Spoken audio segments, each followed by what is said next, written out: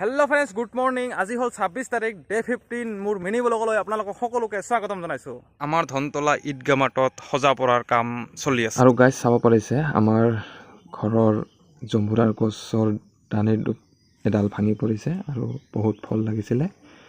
চাব পাৰিছে, বহুত ফল লাগিছিলে, ভাঙি পৰিছে। কি কাৰণত পৰিছে নাজানো, তো বহুত লছ হৈ গ'ল এইবাৰ।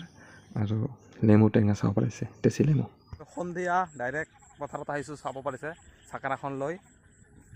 চৰি গাইজ, এই চাকাৰাখন লৈ আহিছোঁ মাছ ধৰিবৰ কাৰণে। চাব পাৰিছে তো পূৰা অন্ধকাৰ, চাব পাৰিছে কোনো নাই লগত, মই অকলে আহিছোঁ পথাৰত। তো মাছ মাৰিবৰ কাৰণে আহিছোঁ। চাওঁ এনেকুৱাকৈ মাৰিম, আছে লগত টৰ্চ লাইট।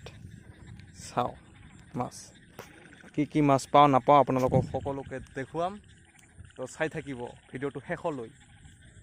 যদি ভাল লাগে তো আৰু কি জানে আৰু কৰি দিব আৰু। গাইজ মাছ বিচাৰি মানে কি ক'ম আৰু, বহুত দূৰ আহিলোঁ।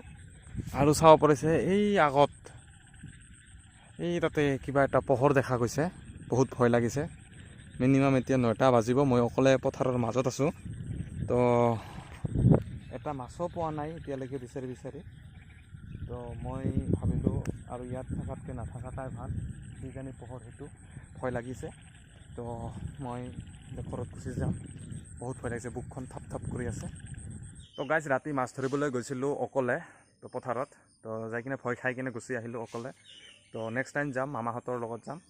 তো ভিডিঅ'টো ৰাতি শেষ নকৰিলোঁ, মানে কি কৰিম আৰু, এনেকাই দিলোঁ ভিডিঅ'টো। তো ভিডিঅ'টো চাই কেনেকুৱা পালে like, comment, share and subscribe কৰি কিনে জনাব। তো till then Tata, bye bye.